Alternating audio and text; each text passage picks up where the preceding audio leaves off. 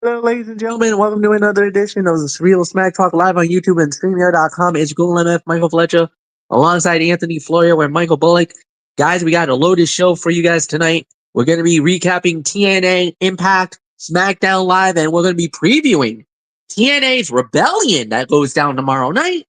So, with that said, let's just dive right on in. We'll start out with TNA, and there's a promo segment to start the show, very heavily promoted. Really nothing more for us to add here. You guys know we don't really dwell into promos unless it's really warranted. But the first fight of the evening that we did have was Jada Stone going one on one with Doomsday Danny Luna. And when it was all said and done, it was Jada Stone winning the match in 10 minutes and 15 seconds. Um, it was a fine match for what it was worth. It was a good, solid match.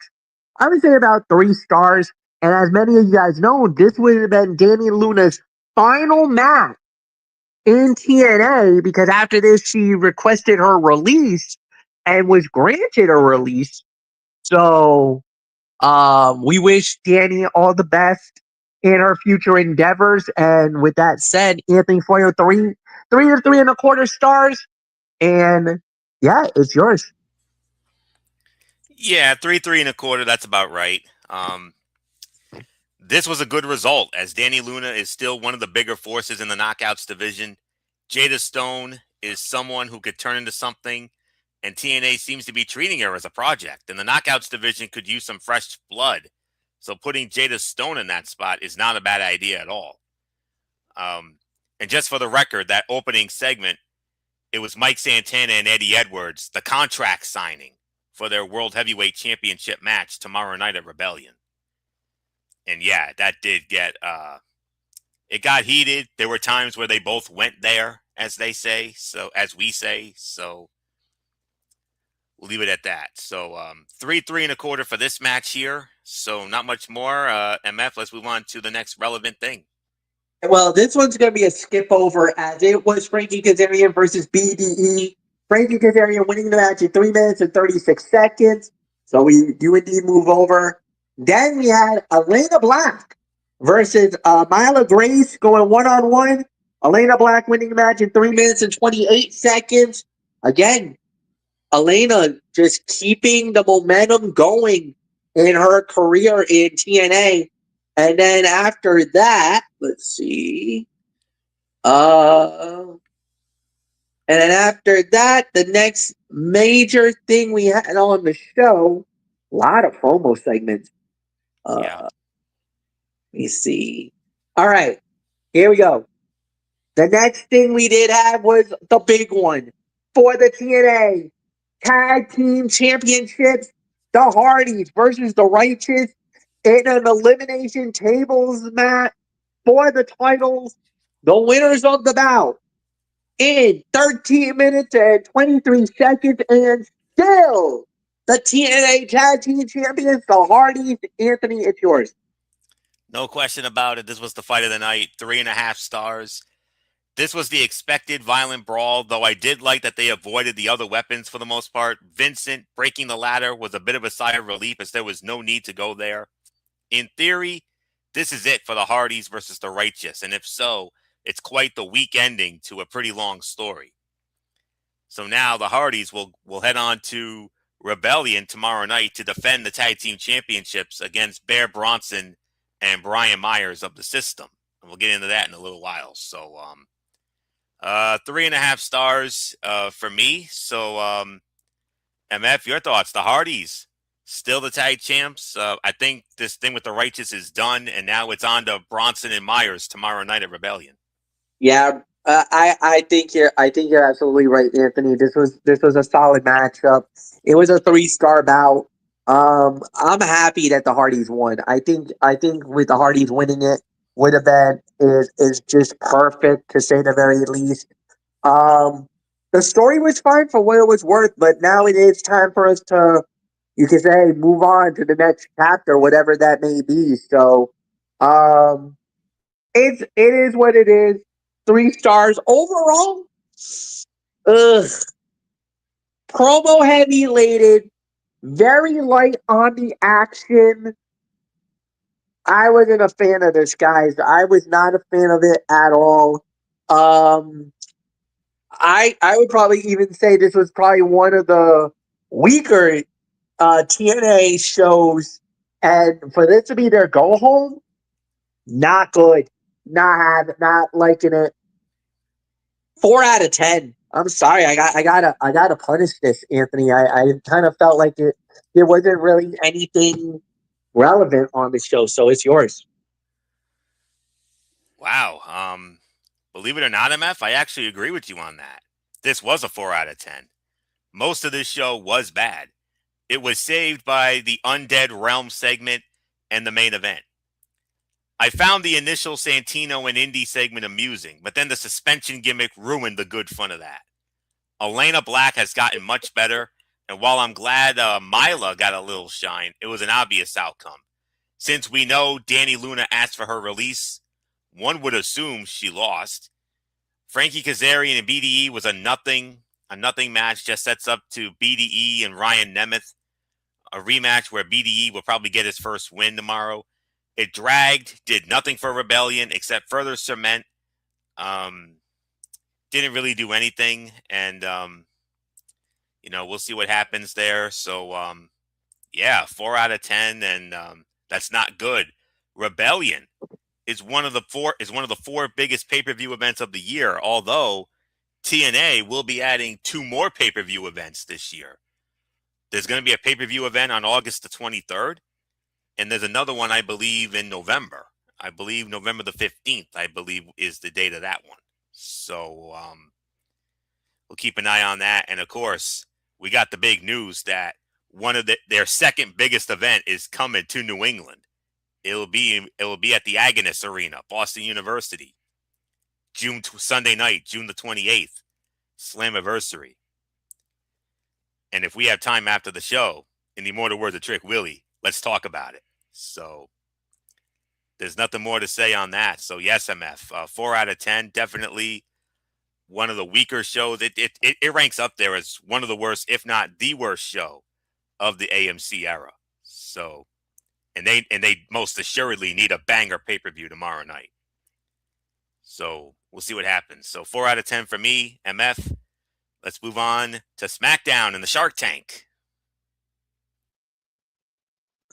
Yeah, so here we go, guys. We're going to start it off. It was SmackDown from this week from the SAP Center in San Jose, California, home of the San Jose Sharks.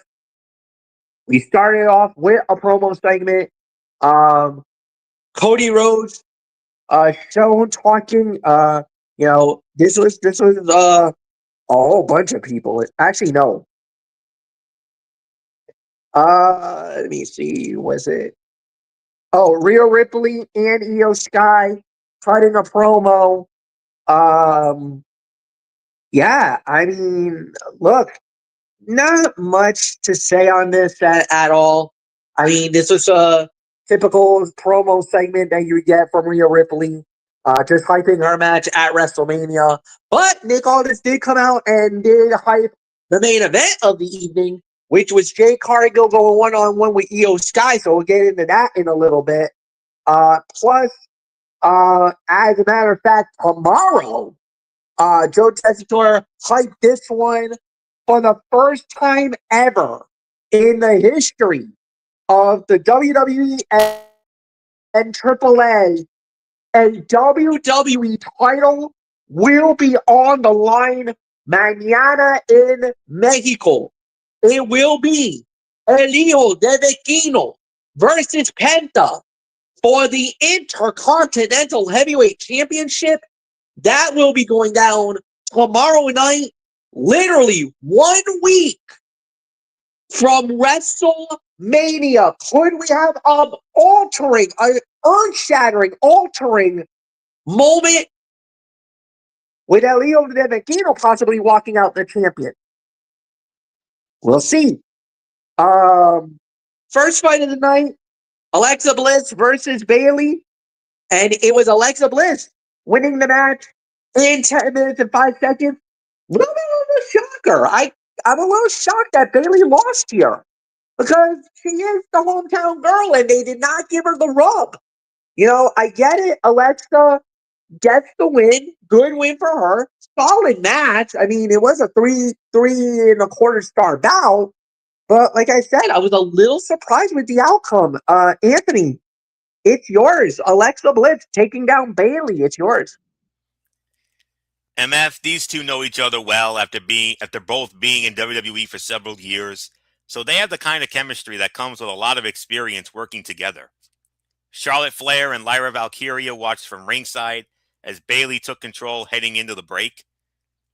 And Bailey did have control for most of the first half, but Alexa began building some momentum after the break. The tag title feud has helped feature a lot of great performers, but it was nice to see two of them get a chance to shine in a one-on-one bout. Since both were baby faces, there were no heel shenanigans or interference spots, mercifully. And Bliss ends up scoring the win with a roll-up after Bailey got distracted by Charlotte and Lyra outside the ring. The ending protected Bailey while giving Alexa a mostly clean win. I agree to disagree on MF. I do agree with you that I am surprised that Bailey did not go over here because of the fact that it is her hometown of San Jose.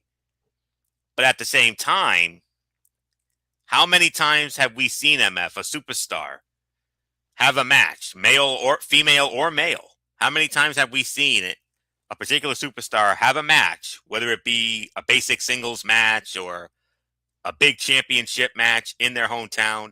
How many times did we see the hometown hero get snubbed? Yeah. No, you're right. You're right. So, I mean, I do agree with you. I mean, Bailey could have used the win here to give Bailey and Lyra a little bit of a rub going into Mania, but I think the reason why is Bailey and Lyra are not going to win the titles. I don't think Bailey and Lyra are going to win the titles.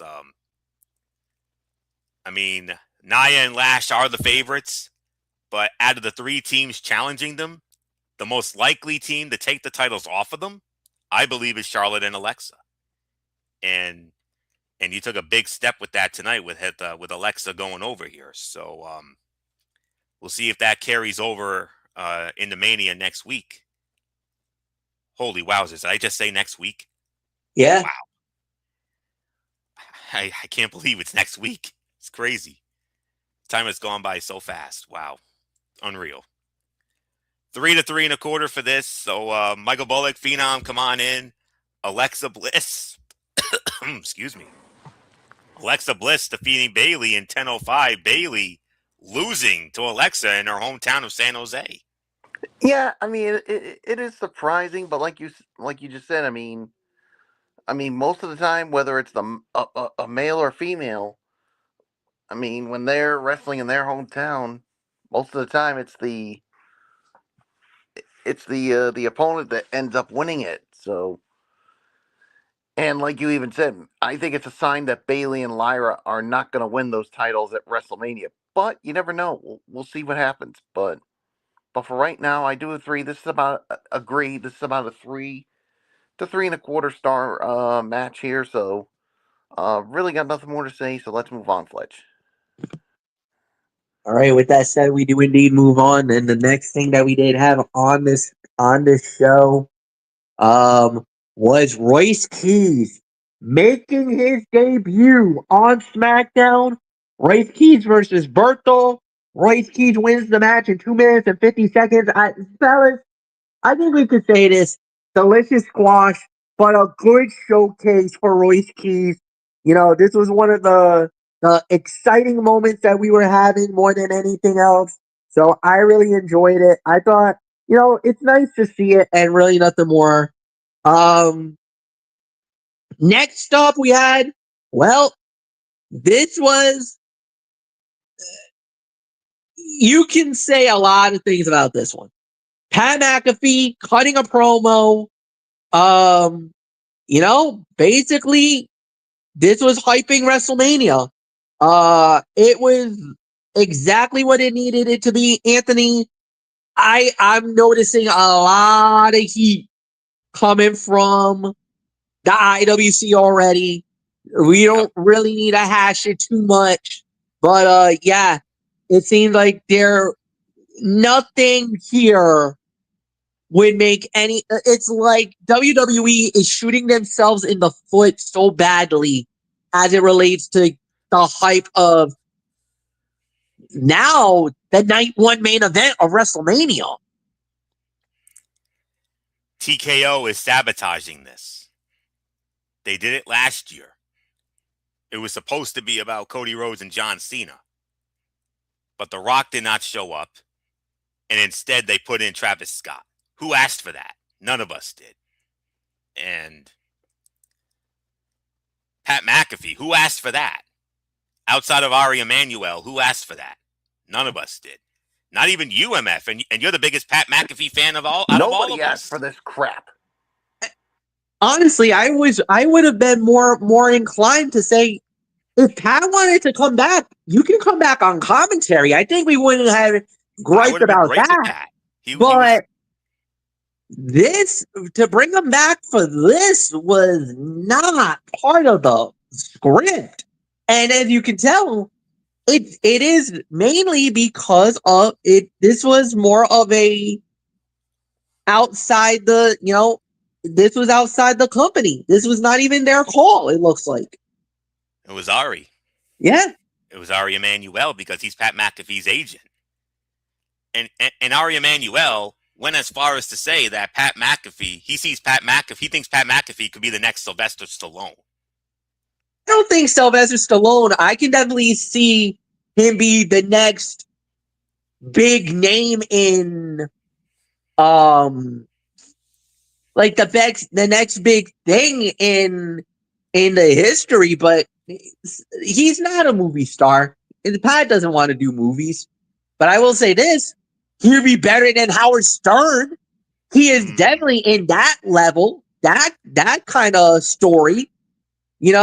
He could be the king of all media. The way he goes. He could. That's something more realistic than anything else. Yep. And but this was all because of TKO and Ari Emanuel, and all I can say is batten down the hatches because right about now, a certain YouTuber is about to unleash hell again. I'm just going to give you all a fair warning. Yep. If you didn't read his social media. So, but anyways. So basically, lower the volume. I mean, whether it's whatever you're listening on, or put the women and children to bed. Or on your headset. I mean, you might want to lower it because this certain guy will go off again.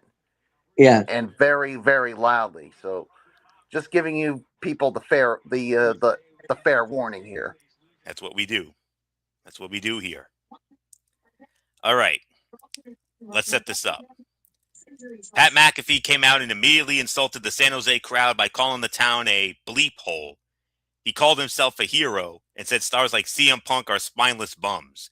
It almost felt like they are building to a CM Punk-Pat McAfee match after both men addressed each other in promos this week. This was as heelish as a promo gets.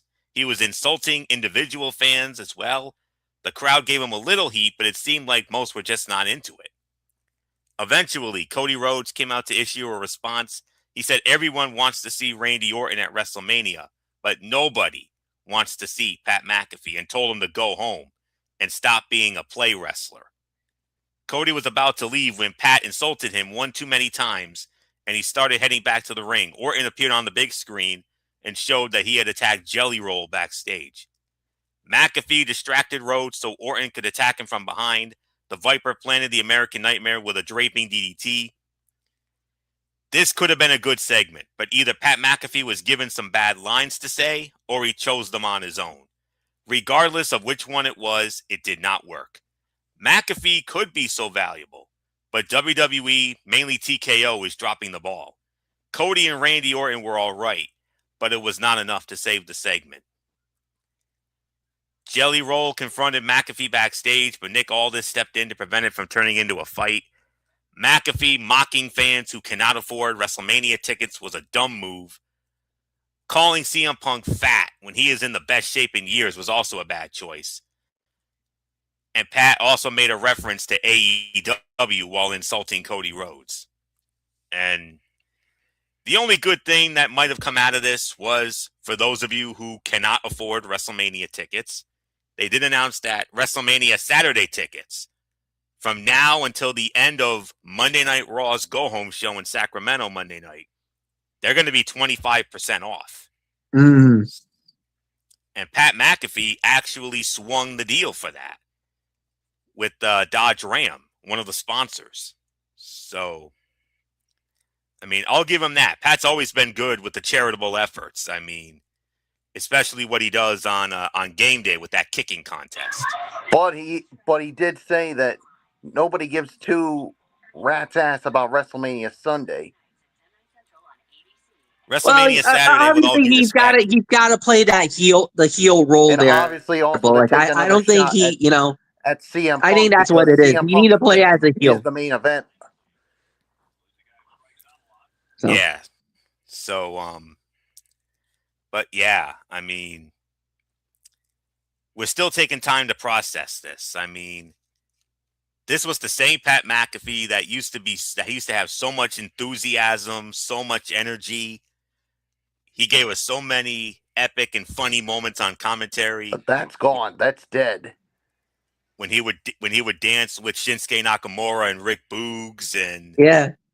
and of course yeeting with Jey Uso, as we do, and mainly. Well, you Bullet tell Guy. him to become a character and become, a heel. He can play it. I mean, he can play it. He's that annoying NXT. heel that you're not gonna like.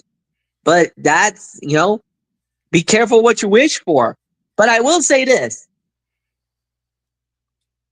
if there was ever a person to ever question CM Punk, and not, a lot of times he doesn't land any. A lot of the pipe bomb stuff didn't land, except until he hit him with the Saudi money.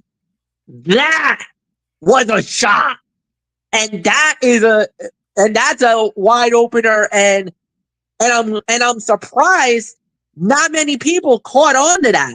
I did, and I'm like, Pat's right.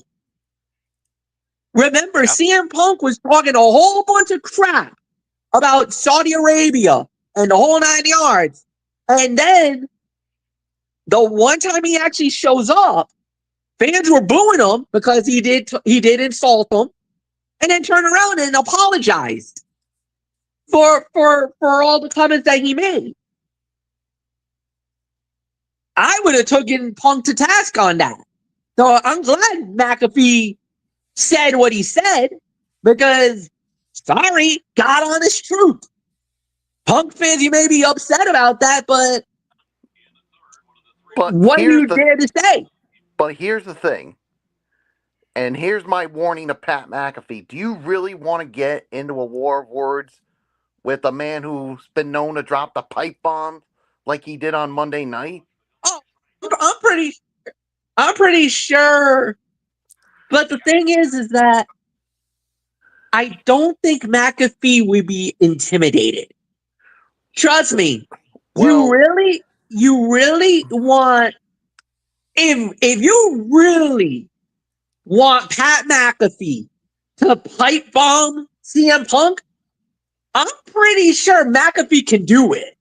Well, the thing is, if you really, honestly, truthfully watch his ESPN show, and I'm not talking the 2 hours where he has to be restricted. I'm talking an hour number 3 when he's on YouTube, where he can say whatever the F he wants. Then we might have some fun. Because the thing is, the first 2 hours on the ESPN hour, he can't say a lot of the words he can say. But then when that third hour happens, brother, he goes, he is not restricted by the George Carlin 7 words you cannot say on TV. Mm-hmm. And trust me, don't expect CM Punk to not no. take it lightly. He Oh will. no. I mean, if CM Punk's going to swing back and literally take Pat They, McAfee to school. As a matter of fact, if I took the over under on CM Punk, I'd take the over. I would. I think Punk would easily do it, but I know McAfee would hold his own. I mean, you really think Punk's going to be intimidated by some bum with who thinks he can intimidate CM Punk with words like that? No. No, I think Punk We've would be seen Punk intimidated. so I think many Punk would times. think it's laughable. But the thing is, was that really Pat McAfee, or was that the bum ass writers on Smackdown? Who knows? Because this is one of the reasons why the show is. I hate to say it, but this is one of the reasons why the show is floundering, drowning. And the funny thing is that we all thought that the main reason why the show was floundering was because Road Dogg Jesse James was on the SmackDown crew, and obviously, no, it's not. It's not him. Well, No. whoever's right, whoever's in charge of this, they got some explaining to do. Whoever it is. Whoever was the producer of that show, whoever was producer of that segment, you definitely got some explaining to do. We'll look into that and find out who it is. Yeah, but now for my 2 cents, I'm sorry to say this, guys, and I know I'm probably gonna get some heat for what I'm about to say. I'm losing interest in this feud. It's becoming more. It's become. I hate to say it, but Bullock's right. I mean, it's turning. This feud is turning more. It's not about Cody and Randy anymore. It's becoming more about Pat McAfee and Jelly Roll. That's not. And right. That's the thing that makes it worse. And again, look, those I don't mind like celebrity participation at WrestleMania. There's a right way to do it, then there's a wrong way to do it. And they're doing it the wrong way. Had going completely wrong. And if it was just Randy Orton and Cody Rhodes, which it should have been, I'd be fine with that. But then the moment combined you 50 years of Pat experience McAfee between the two into this effing feud, I'm sorry to say it, I've lost total interest in it. And the thing is, that's TKO's fault. Well, first, that's the it's thing. WWE's fault for not having the balls to put Cody Rhodes as a fucking heel. But the thing is, and like you said, Florio, last year, TKO meddled around in it. Why? Because you had Travis Scott get involved in the main event. Instead of The Rock. Because Cena heel turn should have happened at Mania, not the Chamber. The funny thing is that with The Rock, he basically wanted he wanted so many things his way, and then the minute that he didn't get it, he whined like a freaking bitch and ran. Let's be realistic here, boys. Went home. Sucks. He took his ball and went home and torpedoed WrestleMania. Yeah. And it's happening all over again. Only this time, it's not The Rock. Nope. It's freaking Ari Emanuel. It's Ari Emanuel. So, Ari Emanuel, do me and everyone in the IWC a favor. Stay the fuck out of anything that has to do with WWE. Especially the biggest event of the year. Especially when it comes to the biggest event of the year, WrestleMania. Like continue the business side. I mean, continue the business side. Do whatever you do with the business. Yeah, you're great at Don't get involved with anything creative with WWE, because now you're making Triple H look like a total goof. Yeah, they don't respect him. You flat out don't respect him. You feel like, oh, we're gonna get involved in this. We're gonna try to spice this up. Yeah, we know what we're gonna do. What we want, not what he wants. And let me tell you. Let me ask you this, guys. Let me ask you this. I heard it on JD's explosive rant last week, and I'm very curious to hear what you think about this. JD said during his epic rant last week where he went bat bleep crazy. Yeah. He said this. If Vince McMahon was running creative, do you think Ari Emanuel would have gotten in his ear? No. I don't think so. No, That's exactly what he said. You're right. no, and I totally agree with that sentiment. I don't think he would have gone off or he would have gone that route. I think, but again, would you have trusted McMahon with the storyline that he would have given right now? I mean, I don't Absolutely know not, if because we all know how bad McMahon is with creative. yeah, So Can't be comedy, unnecessary filler. yeah, I mean, Ari Emanuel, like I said, only stick to the business side.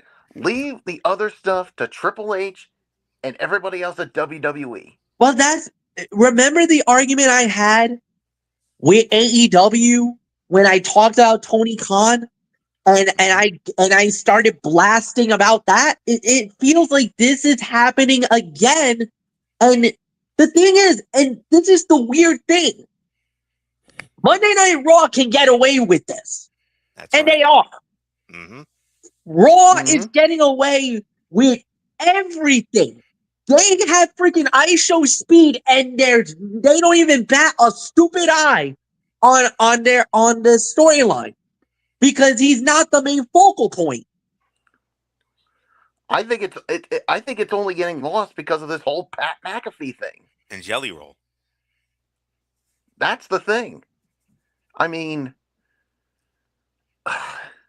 I just wish TKO would stop meddling in all this. I'm sorry. That's just how I feel. Mind your own beeswax, TKO. Again, this is one of those where I'm so annoyed over the fact because it's one thing if it's like on, because I know if Florio had to deal with this on Monday Night Raw, I know he'd be annoyed as all hell right now. Oh yeah. I'm annoyed because it's I think we happening all on are. Smackdown. Yeah, I mean, just imagine how because this is your damn show, Fletch. Land of opportunity. Where is And that? right now, I mean, it feels like Pat McAfee is literally screwing you out of this. I mean, Not his fault. It's I'm Ari sure. Emanuel's I'm sure, fault. Fletch, you probably would be like, Pat, I love you, but you're ruining my damn show. Ari Emanuel is ruining the show. Yeah, TKO Ari is ruining Emanuel. the show. Well, you know what? I would say that you said that's Pat McAfee. That's Ari Emanuel's agent. No, Ari Emanuel is Pat McAfee's agent. Well, he's really Pat McAfee's bitch, as far as I'm concerned. And I like what Cody said about calling him daddy. Oh, that was great. That was great. And what about when Cody said, I wish Gunther would come out and choke you out again? Because he said he was tired. He said the business passed him by. But remember that. He said, Pat McAfee said the business has passed me by. Yeah. Yeah. But again, and the funny thing is that if there was ever, you know what he just did? He just made Cody a sympathetic figure. And it's freaking pathetic that you had to let Pat McAfee will the fans to now get the proper reactions you're getting now. Because think about this. Cody was being booed by the fans or it was being put over. So maybe having McAfee on the program maybe actually served its purpose.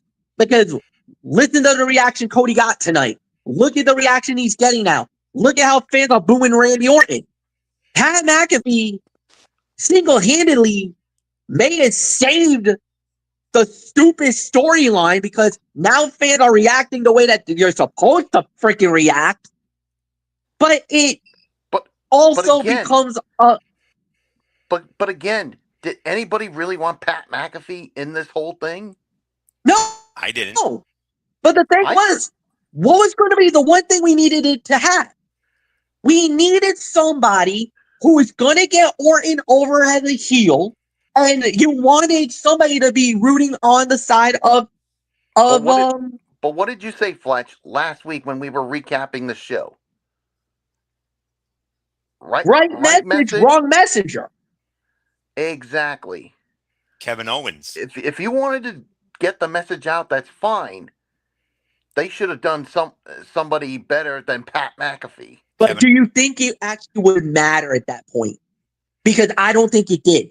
Because I don't still think it did believe at if all. you got in Kevin Owens, Owens is one of the most over guys in WWE. The fans would be cheering Randy Orton. They would be sympathizing with Kevin Owens. They don't give two shit about Cody Rhodes.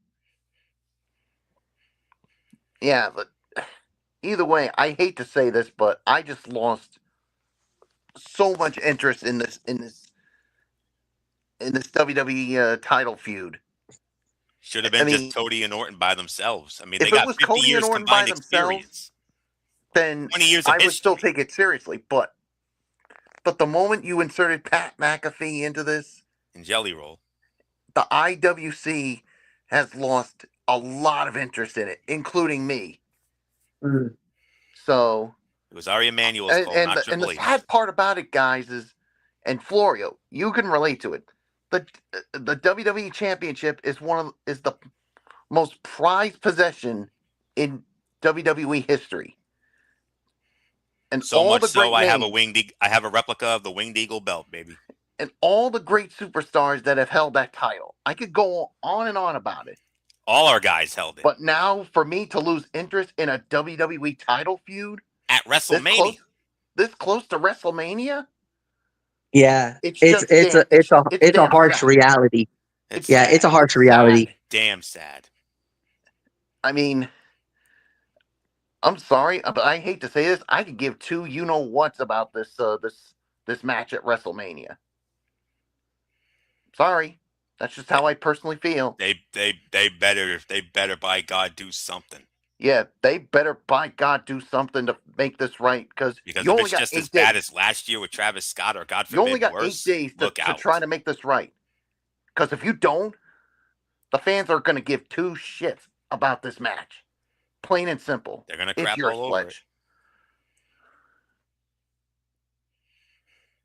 And JD even went as far as to say that he thinks Triple H will be out as head of creative within the next 18 to 24 months. Could be. Yeah. And that Rock and his production company takes over. Brian Gewirtz is going to be the head of creative. Yeah. Look out. Oh, good Lord. I Look mean, out. And the sad part is, Triple H is he's being he's going to be the scapegoat. Yeah. Because they don't respect And that's him. not fair to this guy who, by the way, is a 2-time Hall of Famer, for gosh sakes. Yep. This man deserves so much better. And he's going to be the Triple H that ran Black and Gold NXT. Where's that guy?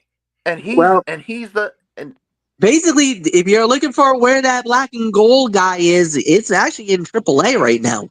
AAA is having one of the better years that I've ever seen in the company, and some people have even been saying that AAA is kind of giving us that Black and Gold NXT vibe with their wrestling.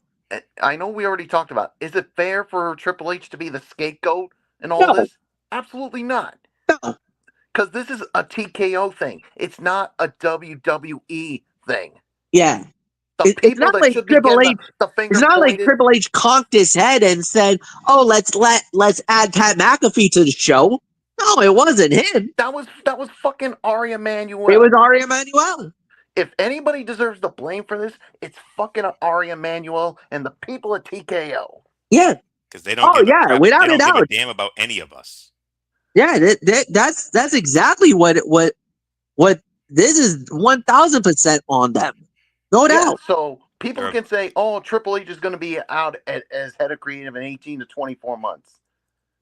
But that's the thing. He's being scapegoated. If there's people, like I said, that should be blamed is Ari Emanuel and the people at TKO. Who don't give a damn about me, should be going after. MF, or any of us. They don't. The thing is like I said, but the only reason why they're sticking their nose is because it's WrestleMania.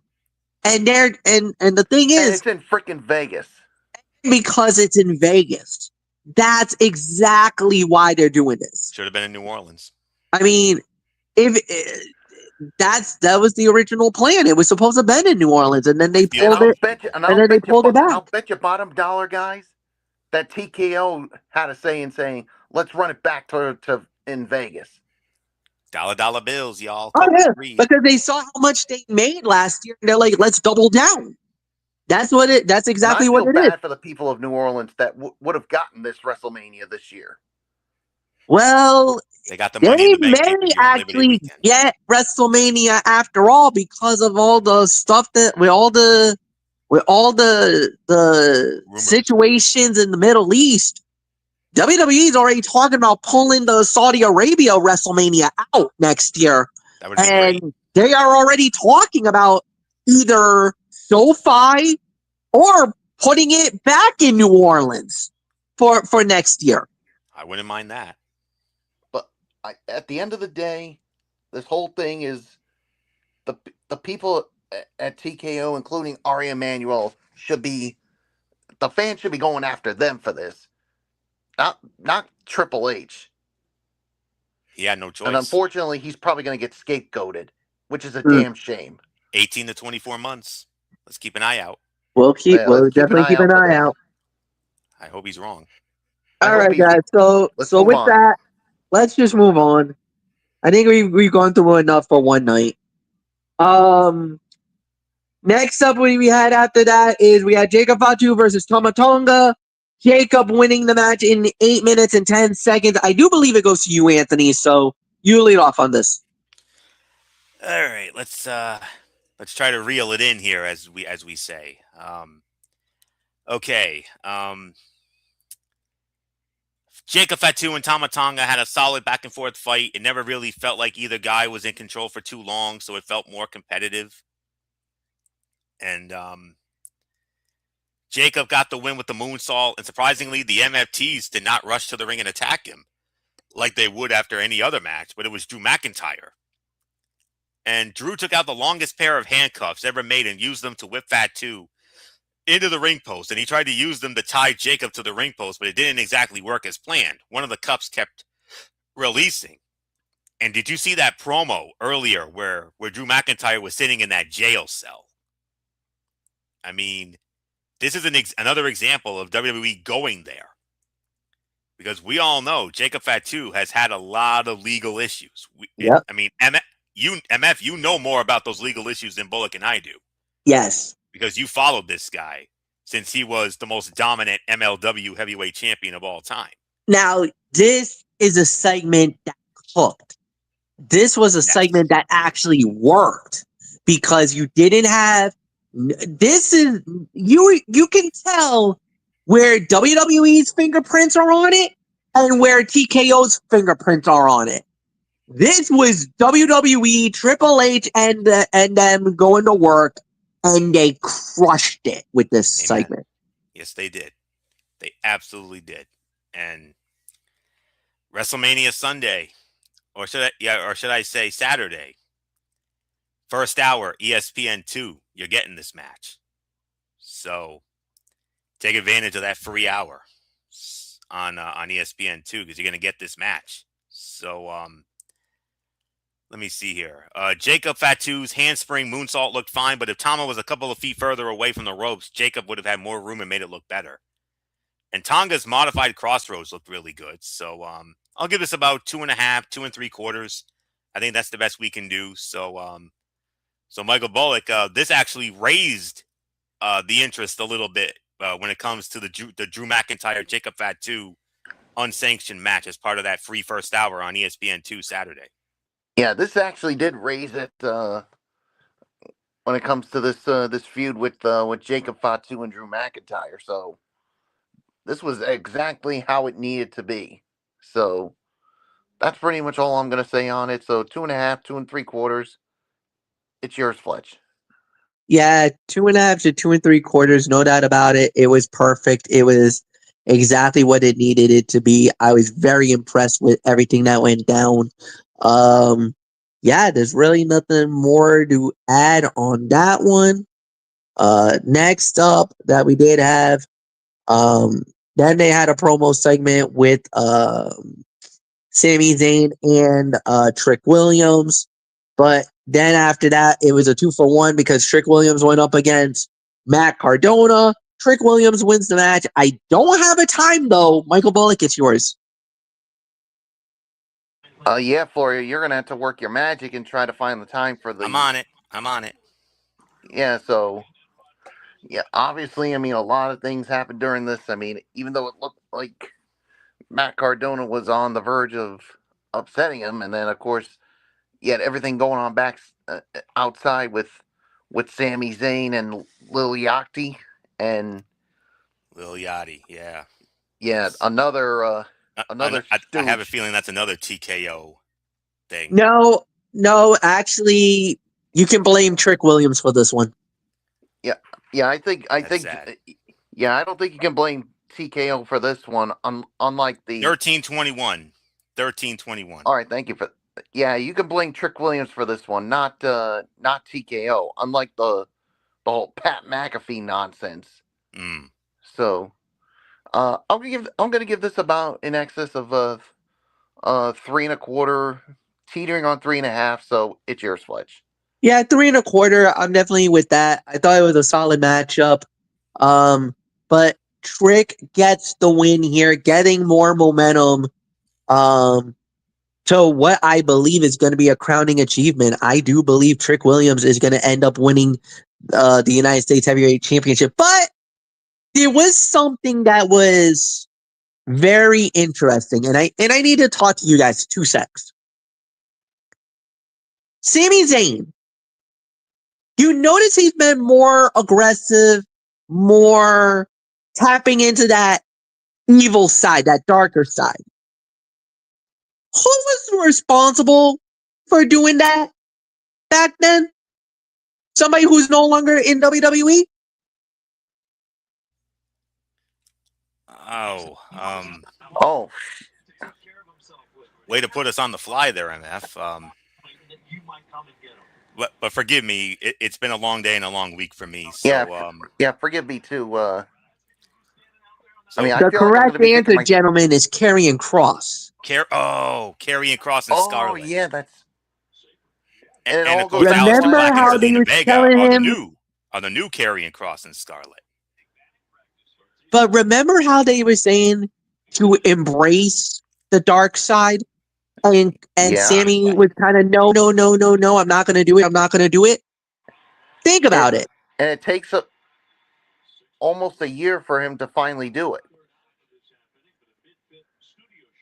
What if this was a long con?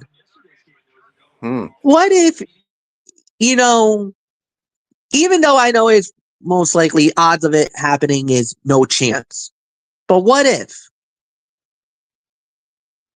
What if this was all a ruse and we get Scarlett and Cross back? Remember, they're gonna be in Vegas WrestleMania weekend because Ooh, every wrestling company in the world is gonna be in Vegas. What do you think? You know, MLW is doing a show there already. They already announced. So why not? that's very Could be, interesting. could be. He comes back. I guarantee you, the roof will come off a Legion if he shows up. So just Yeah, a thought. and then it would end all thoughts of him joining AEW because remember what you said, Fletch, months ago. It would. You said that if he showed up at AEW, you were going to lift the Well, I would consider it. you would I'm not saying I would, but I you were would going to consider it. consider lifting the lifting what was it again? The The ban. ban. Lifting the ban. But if he shows up at WrestleMania and he comes back to WWE, that ban's going to stay permanent. All But right. we'll have to keep an eye on this. So 13, 15 in Florio? I think I said 13-21. 13-21. 3 stars. That's my rating for it. Florio, go. All right. I think we got to start picking up the pace here. All All right. Let me see. Okay. They had a good amount of time to work, made it feel like more than a throwaway despite the predictability. Trick got the win, but Little Yachty was taken out by a haluva kick before the win. And, WWE needs to pair Matt Cardona with his wife, Chelsea Green, when she is healthy. They're too good together to not be used as a couple. Hopefully they'll consider that in the future. And Zayn taking out Little Yachty with that super kick during the match was great. So just gonna leave it at that. Three and a quarter, three to three and a quarter for this. Teetering on 3.5, I guess. So Michael Bullock, your thoughts quickly? No, Bullock led off. Oh, Bullock led off. Okay, then Yeah. move on. Next up we had was Danhausen versus Kit Wilson. Danhausen winning the match in 3 minutes and 15 seconds. It was a comedy match more than anything else. But we finally get to see Danhausen in the ring for the first time. It was harmless fun. Harmless fun. Not everybody's gonna like it or love it. If you don't love it, then you should be cursed. Sorry, just saying it. I don't give a damn. Main event segment. Well, actually, let's set the table for next week. So, next week on SmackDown from the T-Mobile Arena in Vegas, this is it, the big one. So, we have is the traditional Andre the Giant Memorial Battle Royale. And then we have the MFTs and the Wyatts in a 8-man street fight to go down. And then those are just 2 of the matches just announced for the WrestleMania Smackdown that goes down on Friday night. So nothing more to say. Main event was Jade Cargill versus Io Sky. And it was Jade Cargill winning the match in 9 minutes and 30 seconds. Solid main event. It was okay. It was about 2.5 start, 2 3/4. Look, Io made the match a lot more entertaining than it normally would have been. Jade winning, no big surprise. Nice win for her. And yeah, let's just move right on along. So, Florio, it's yours. Yeah, solid 3 for this. Io was the star here, but Jade looked like she has continued working on her game and improving. She looks more confident than ever in her movement, but she still has some rough edges that need sanding down. They did a good job making this a competitive bout with limited time. Cargill got the win with Jaded, but Rhea was there in a heartbeat to prevent her from attacking Io with a chair. And Io's moonsault was a thing of beauty, unlike some people who just hit their opponents with their arm on the way down. Io throws her whole body at her opponents, and Jade caught her and bumped perfectly. I do have one quick constructive criticism. Having a commercial in the middle of the main event that was given only 8 minutes is absolutely and utterly ridiculous. 3 stars. Michael Bullock, your thoughts on the main event? Yeah, 2.5 to 3. Yeah, 2.5 to 3 for me on this one. So, yeah, there's really nothing more to say. So, overall thoughts time, Fletch. Anthony Florio, I already kind of got a feeling this is not going to be a good rating. So go ahead, it's yours.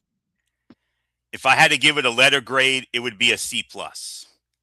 Tonight's SmackDown was a slight improvement over last week's episode, but it still felt like it spent too much time on certain things and not enough time on other things. Pat McAfee's promo was ill-advised and is likely to lead to more fan backlash, but Cody and Randy did well in the segment, I thought. Royce Keys finally getting his first singles match was a long time coming, and he made a great second impression following his Royal Rumble debut. The same can be said for Danhausen, but for different reasons. A lot of WrestleMania stories were addressed. We got a couple of decent matches, and there were some funny moments, but this episode, if I'm going to be honest with you, MF, still left a lot to be desired. Let's hope next week's Go Home show does better to get fans excited for the biggest event of the year. I'm going to give this a solid 6 out of 10, if I'm going to be honest with you. So Not much more. Michael Bullock, your thoughts? Slight improvement, but there's still a lot of work to do. Yeah, slight improvement, but still more work to be done. So 5.5 to 6. So let's get your quick thoughts before we get into Rebellion.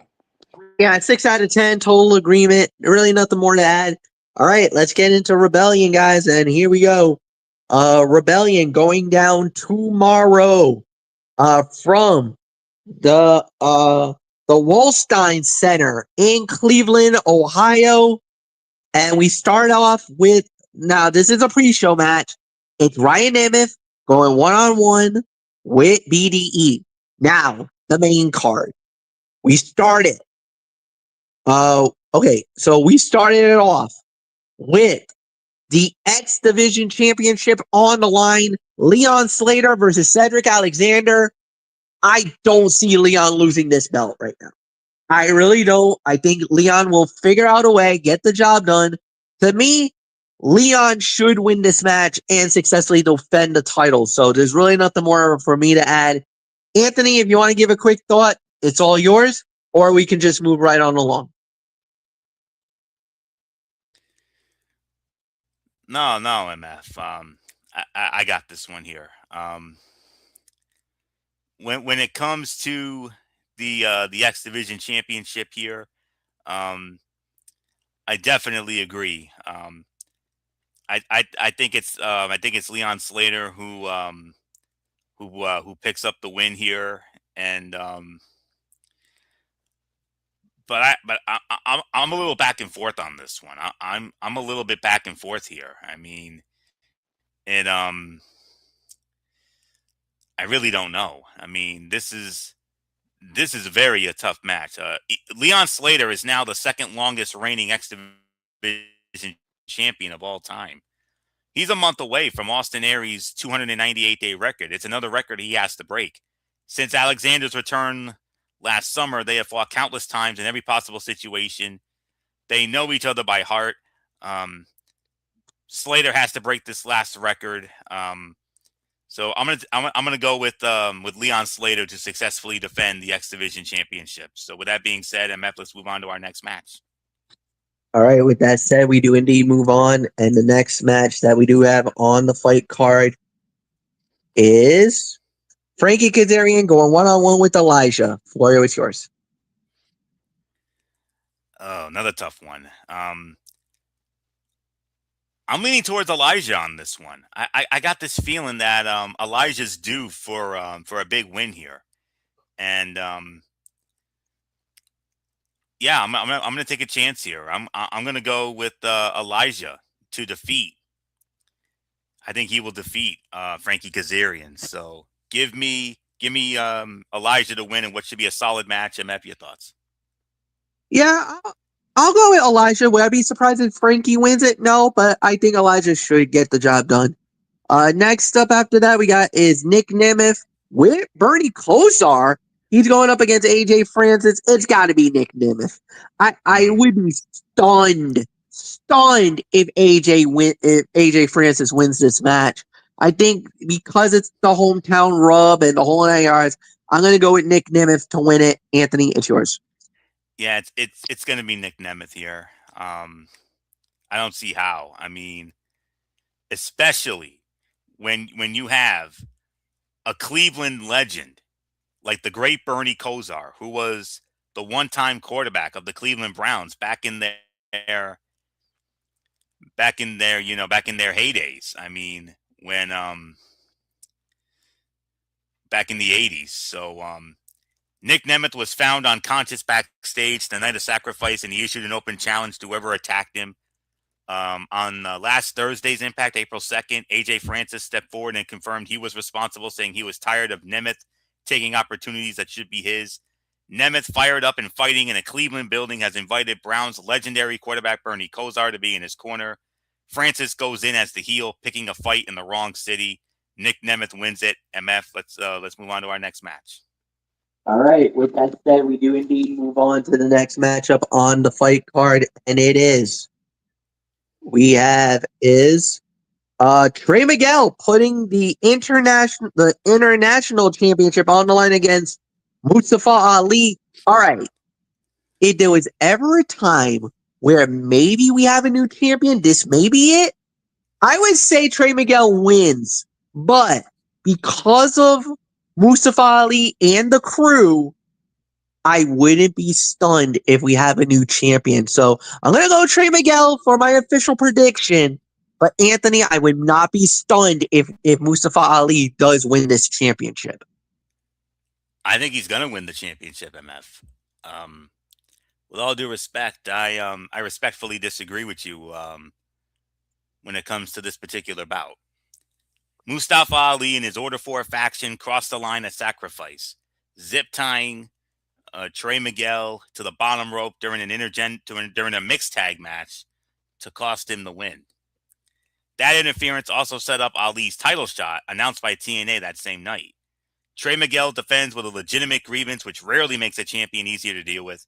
Ali, backed by the full Order 4 contingent, including Tasha Steelz, Jason Hotch, and John Schuyler, will look to use numbers to his advantage again. I'm gonna call for it. I'm gonna say winner and new international champion Mustafa Ali. MF, move on to the next match. All right. With that said, we do indeed move on.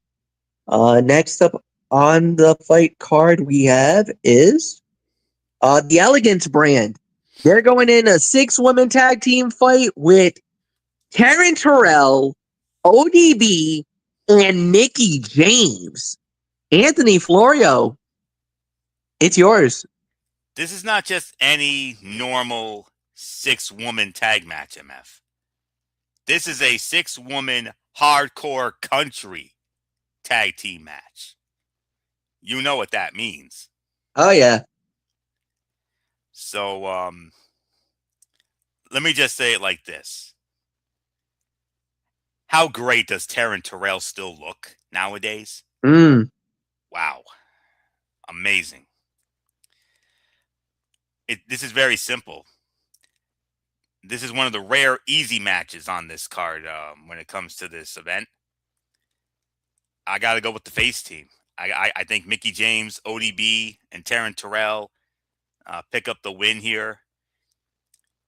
Santina Marella made this one official after an Elegance brand confrontation with TNA's legendary trio at Sacrifice. No disqualifications, anything goes, and 3 Hall of Fame caliber names in James, ODB, and Terrell against the polished Elegance unit in a match designed to get physical in a hurry. Mickey, ODB, Taryn Terrell, they win this match, no doubt about it. MF, your thoughts? Yeah, you got to give it to the face squad. I totally agree with that. I think it's going to be Mickey, ODB, and Taryn Terrell to win it. So we got nothing more to say. Next up, we got is Moose going 1-on-1 with Special Agent Zero. I kind of got to feel like this is going to be Moose's win. I know they're trying to hype on Agent Zero, but I think Moose is going to get the victory here. So Anthony, it's yours. Order 4 Special Agent Zero attacked Moose 31 seconds into his Sacrifice match against Eddie Edwards, costing him the bout via disqualification. TNA booked the rematch for Rebellion with Moose looking to get his hands on the man who blindsided him. Oh yeah, it's Moose. Moose wins this match. This is going to be your kind of match, man. This is the big meaty men slapping meat, as they would say. Yeah, yes. That's exactly what we're going to get here. Be a man fight. So in this case, you got to give me Moose on this one. If Agent Zero wins this match, this is easily the biggest win of his career, and it could be bigger and better things for that big guy. Who knows? Yeah. But I got to go with Moose, though. All right. Ariana Grace putting the TNA Knockouts title on the line against Yae Lee. Anthony, new champ, or does Ariana keep the title? Ariana keeps the title. Ariana Grace defending the Knockouts title against Zaya Brookside April 2nd on Impact in the main event. The first women's main event in the AMC era, and successfully defended the title there. That same night, TNA Director of Operations Daria Ray announced Yae Lee as the next challenger for Rebellion. Ariana has been built as the polished, imperious heel champion, and Lee brings a physical, hard-hitting contrast heading into Cleveland. I think Ariana Grace retains the title. And I would not at all be surprised if her fiance Stax is the reason why. Yep. Ariana retains. MF, what says you? I agree. I think that's exactly what's going to happen. I really got not much more to argue on that one. So with that said, Ariana is still champion. Next up, we have on the card here is for the TNA Tag Team Championships, the Hardys versus the System, Bear Bronson and Brian Myers. I think this is where we're going to get the new champions. I think it's time for the System to start to take over in TNA. And in order to do that, Bear Bronson and Brian Myers must walk out as the new tag team champions of the world. So for me, that's where I'm going to go with it. Winners and new TNA World Tag Team Champions. I'm going to go with Bear Bronson and Brian Myers of the System. Anthony, it's yours. Myers and Bronson won a 4-way match on the March 5th Impact to earn this shot. Then TNA confirmed the match officially at Sacrifice. The Hardys, they were booked in a table match against the Righteous on Impact, successfully defending them last night, meeting the champions. They will head into this with the titles. They will face a System team that is part of a faction with designs on the entire TNA title picture. If you want to push the System as that dominant faction with all the gold, they got to start it here. And I think Matt and Jeff have held the titles long enough, with all due respect. So, you know what? I could see it. I'm gonna go with you, MF, on this one. I'm gonna say winners and new TNA World Tag Team Champions, Bear Bronson, Brian Myers of the System. But do not at all be surprised if the Hardys do find a way to win again. Oh, yeah, absolutely. All right. Next up, the main event for the TNA World Title. This is the Feast or Fired. Eddie Edwards cashing it in for the opportunity against the champion, Mike Santana. Anthony, you have lead off on the main event. Mike Santana has held the TNA World Heavyweight Championship for over 2 months, almost 3.